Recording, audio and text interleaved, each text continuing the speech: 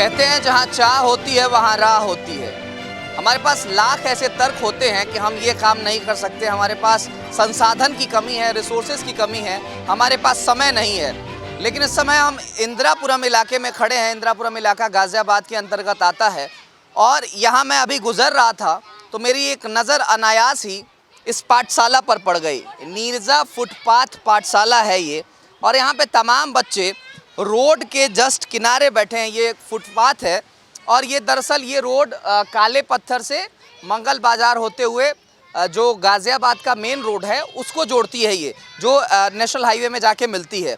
इस रोड के जस्ट बगल में 4-5 शिक्षक रोड के किनारे लगभग 40-45 की संख्या में बच्चों को लेकर के पढ़ा रहे थे। मैंने सोचा इनसे बात करते हैं और इनके इस कार्य करने के पीछे का तरीका जानते हैं और इनसे पूछेंगे कि इस काम को करने में इनको क्या हासिल होता है, चूँकि सरकारी व्यवस्था और सरकारी तंत्र भी इसी तरह के काम करते हैं जैसा ये कर रहे हैं। आइए सीधा चलते हैं इनके पास। आप देख सकते हैं तमाम बच्चे दरी पे बैठे हुए हैं, इनके पास कोई व्यवस्था नहीं है, फिर भी ये खुश हैं। और इनके पास जो बैग है बतौर लिखा हुआ है इस पर नीरजा फुटपाथ पाठशाला, और इनके पास प्रॉपर हर चीज़ का ड्रेस है। आप देख सकते हैं इनका ड्रेस कोड है, सबके पास स्वेटर्स हैं, सबके पास जूते हैं, और ये सारी चीज़ें नीरजा जी ने खुद अपने से बंदोबस्त और व्यवस्था की है इन सारी चीज़ों की। आप देख सकते हैं बैग है, किताबें हैं, अभी कुछ देर में इन्हें खाना भी डिस्ट्रीब्यूट होगा। और मैं अब परिचय आपका करा देता हूँ। हमारे बीच में नीरजा जी हैं जो इस पूरे फुटपाथ क्लास का संचालन करती हैं। नीरजा जी, सबसे पहले तो स्वागत है आपका, और इतने बेहतर काम के लिए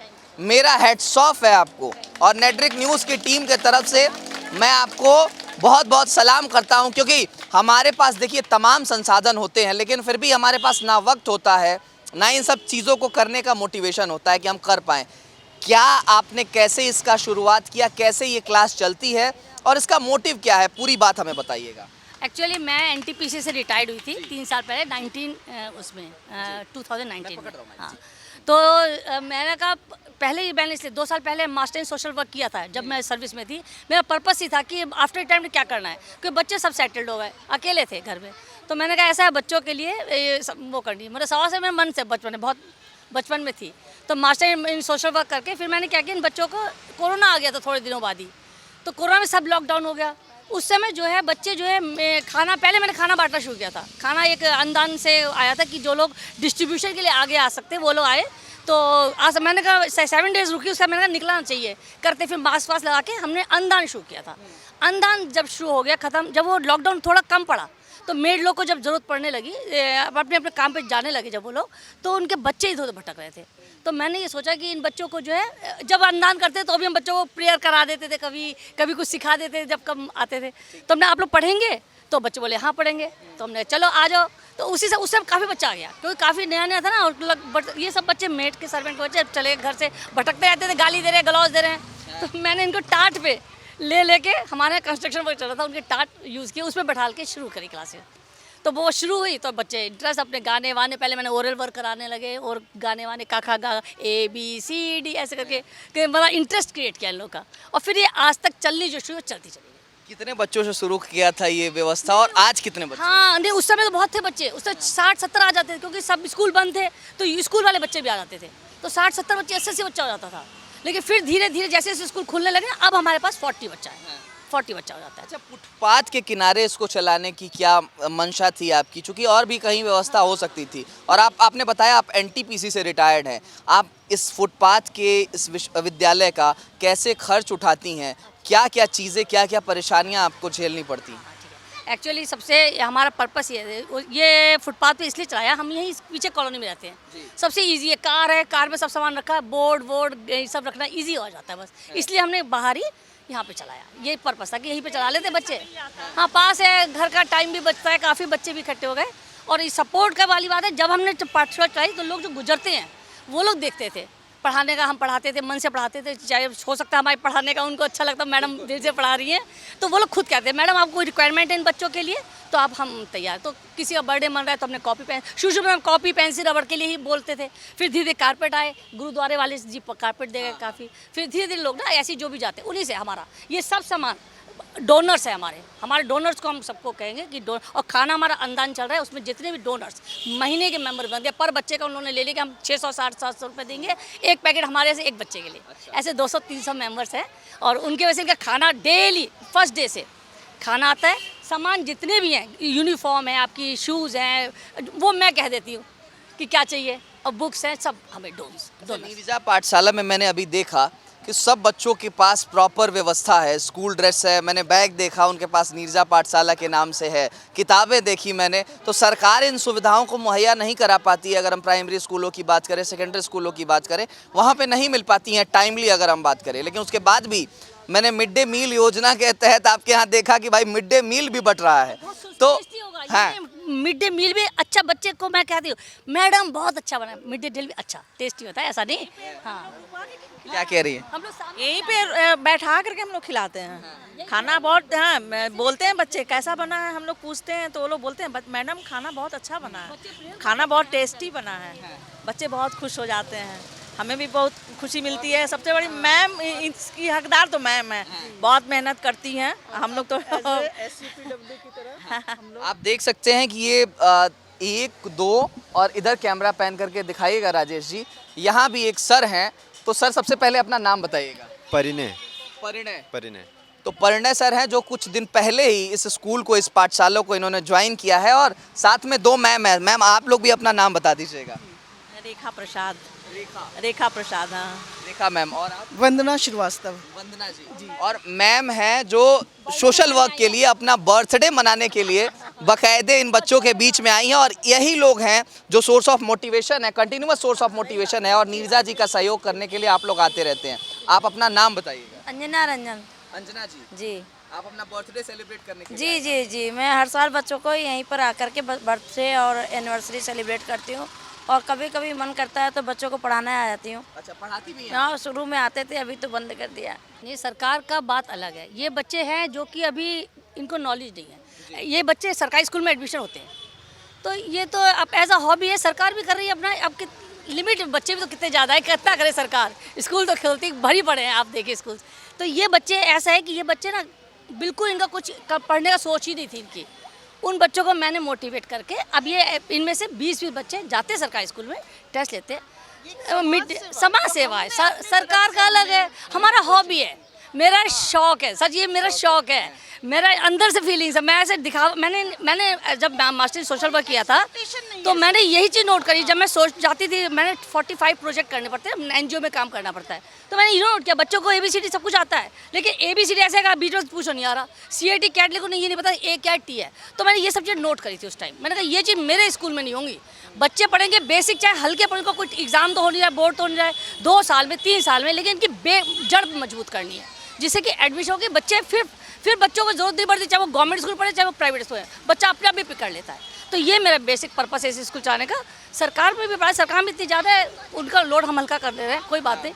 और कोई हमें देखिए, हमारे बच्चे बन गए, यानी इकोनॉमिकली हम पूरे सीखे, हमें क्या करना छोड़ के, जो चीज़ हमारे पास है समाज से ली है, दुनिया बहुत सारी चीज़ें सब में हेल्प करते हैं, ऐसा नहीं, तो सबको हमें वापस करनी है। फ्री की है पढ़ाई, है फ्री की चीज़ है, बच्चों को दे दी, इनमें 10 बच्चे बढ़ गए, मेरे तो ज़िंदगी सच में खुश हो जाऊंगी।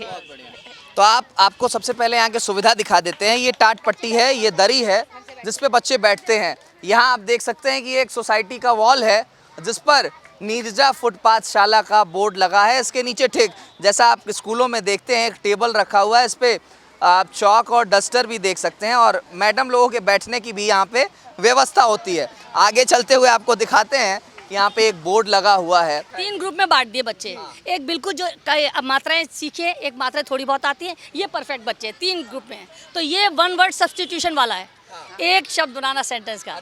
ये बड़े क्लासेस के बच्चे, ये 12-14, तो इन बच्चों के लिए जो रोज काम करते हैं उसको नियमित कहते हैं। साप्ताहिक, जो सप्ताह में एक बार, मासिक, महीने में एक बार, तो ये वार्षिक, इस टाइप के वर्ड इन लोगों को सिखाए हैं। और वो जो देखिए चमन, मटक, अभी 3 वर्ड वाले बच्चे, वो छोटे बच्चे, हमने 3 ABC ग्रुप में बांट रखे बच्चे, तो उनके हिसाब से पढ़ाई होती है। तो ये है, ये देखिए आप, यहाँ पे चौक और डस्टर को ये फोम से, ये डस्टर का इस्तेमाल किया जा रहा है, इस फोम से हैं? कर रहे हैं, अपनी तरफ से इस्तेमाल कर रहे हैं ये सब चीज़ें, और कोई एक्सपेक्टेशन नहीं है सर। एक स्पिरिट यही है कि giving back to the society, whatever we have given by the society ना, उसको हमको वापस करना है। तो ये एक मोटिव है हमारा, और कुछ नहीं। और सरकार की जहाँ तक आपने बात की, वो सब अपना अपने अपने लेवल पे सब काम कर रहे हैं, लेकिन हम एज अ सिटीजन हम क्या करें? देशवासी हैं ना, हमें भी अपने देश के लिए काम करना है, अपने ज़िले के लिए, राज्य के लिए, अपने समाज के लिए काम करना है। तो ये बस ये एक मोटिव, हम कोई एक्सपेक्टेशन लेके काम नहीं कर रहे। मैम कोई काम हो रहा है हमारा? कोई नहीं। हम तो कहते हैं कि हर इंसान जो रिटायर्ड है अगर ये करने लगे ना, कितना बच्चे सब सुधर जाए। आप भी एक टीचर थी? जी जी जी, मैं यहाँ एक बहुत प्रतिष्ठित इंटरनेशनल स्कूल है, उसकी मैं सीनियर एसएसटी टीचर, हाँ, और नोएडा में एनवीटीआई है, उसकी मैं गेस्ट लेक्चरर हूँ। तो लेकिन अब ये काम मुझे अच्छा लगा, मुझे लगा नहीं अब यही रह गया है, क्योंकि कोरोना ने हमें सर बहुत सिखाया, और कोरोना के बाद जो रियल लाइफ एक्सपीरियंस जो हमें मिला वो ये मिला, और ये बच्चे मिले। बस हम भगवान से प्रार्थना करते हैं, बस ऐसे ही हमारा चलता रहे। लेक्चरार से बच्चों को सीखने को मिलता है। जी जी जी, बस यही हमें चाहिए। हमें बहुत संतुष्टि है और बहुत अच्छा, और मैम का सहयोग इसलिए बहुत अच्छा, सर का सहयोग है, सबका सहयोग है। और आइए बच्चों से जी जी जी, आइए बच्चों की कॉपियाँ देखते हैं। यहाँ पे देखिए नीरजा फुटपाथ क्लास में बच्चे क्या पढ़ते हैं। जो लकड़ी का काम करता है बढ़ई, जो लोहे का काम करता है लोहार, और इनकी मात्राएं देखिएगा। वर्तनी की अशुद्धियाँ जो हैं वो बहुत कम है। आमतौर पर अमूमन मैं अगर प्राइमरी स्कूल की बात कर लूँ, वहाँ जाना होता है तो वहाँ पे बच्चे कहीं ना कहीं वर्तनी की, यहाँ पे देखिए किसान एकदम परफेक्ट लिखा हुआ है। मूर्तिकार, आप देखिए कितना बेहतर इसने लिखा है, मूर्तिकार, सैनिक, वाह। और यहाँ पे संग्रहालय, मतलब बहुत बेहतर। अगर हम पत्रकारों की बात कर लें तो जब हम मंगल फॉन्ट में खबरें लिखते हैं तो हमसे भी कहीं ना कहीं मिस्टेक हो जाता है, लेकिन फिर भी स्वदेशी, निर्बल, इन सब शब्दों को सिखाया जा रहा है। वाकई hats off to you ma'am, hats off to you. ये देखिए यहाँ भी इस बच्चे ने लिखा है सोनार, चिकित्सक, चिकित्सक, वाह। हम डॉक्टर कहते हैं, यहाँ पे इनको हिंदी भाषा सिखाई जा रही है और चिकित्सक शब्द सिखाया जा रहा है। ये देखिए, ये देखिए, वाह। और राइटिंग भी बहुत अच्छी। क्या नाम है आपका? अमन। अमन, अच्छा अमन, ये तो सैनिक बनेंगे, आप क्या बनेंगे? हम डीएम। डीएम बनेंगे, वाह। इसको कहते हैं हौसलों से उड़ान होती है। अच्छा डीएम क्या काम करता है बताइए? डीएम पूरे जिलों का अधिकारी होता है। जिले का अधिकारी होता है, वाह। मतलब आप देखते हैं, वो कहते हैं ना कि सड़क पर जो धूल उड़ती है वो अगर लोग ले लें तो वो सबसे ज़्यादा अनुभव माना जाता है। और इन बच्चों को निश्चित तौर पर नीरजा जी ने वो शिक्षा दी है। अच्छा चिड़ियाघर क्या होता है आप हमको बताइए? आपके उसमें लिखा हुआ था कॉपी में चिड़ियाघर। चिड़ियाघर क्या होता है? चिड़ियाघर सब जानवर रहते हैं। जानवर रहते हैं, वाह वाह। तो ये लेवल ऑफ एडुकेशन है। अगर आपको साक्षरता दर देखनी है तो आप यहाँ आके देखिए। और एक और बड़ा प्रश्न चिन्ह खड़ा होता है कि आखिर ये बच्चे अगर सरकारी स्कूल में जाते तो इनका भविष्य कुछ और हो सकता था, लेकिन समाज के कुछ व्यक्ति जब इनको पढ़ाते हैं तो इनका लेवल ऑफ एडुकेशन ये होता है कि इनकी वर्तनी में अशुद्धियाँ नहीं होती हैं। इनको वो सारी बेसिक चीज़ें मालूम होती हैं जो एक इनके स्तर तक के बच्चों को मालूम होना चाहिए। तमाम लोग यहाँ पे देखने आते हैं इन बच्चों को, लेकिन बड़ी संख्या में ये बच्चे आराम से बैठते हैं, काफ़ी डिसिप्लिन में ये लोग बैठे हैं। कुछ लड़कियों से भी बात करेंगे, आइए पीछे चल के कुछ लड़कियों से भी बात कर लेते हैं। आइए राजेश जी, क्या नाम है आपका? निंकी। रिंकी। अच्छा रिंकी, ये बताइए कि आप बड़े होके क्या बनेंगी? पुलिस। हाँ? पुलिस। अच्छा पुलिस क्यों बनेंगे आप?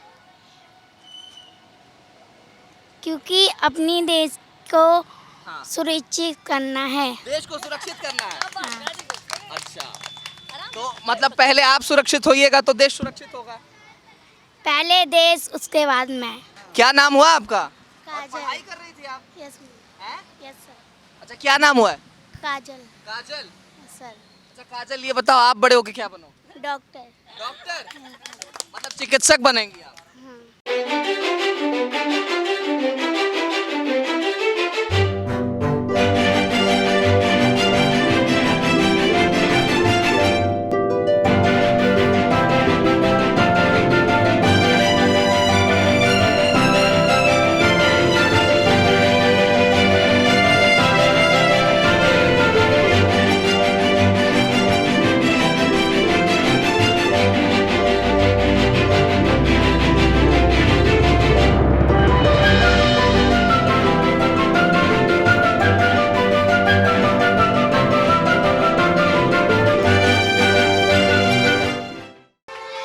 नीरजा फुटपाथ क्लास से आप हमारी रिपोर्ट देख रहे थे।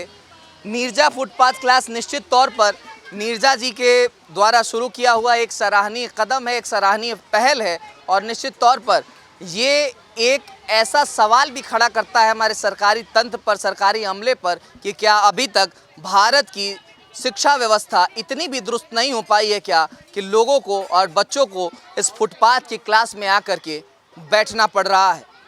कैमरा पर्सन राजेश के साथ अमृत प्रकाश, नेटड्रिक न्यूज़, गाजियाबाद।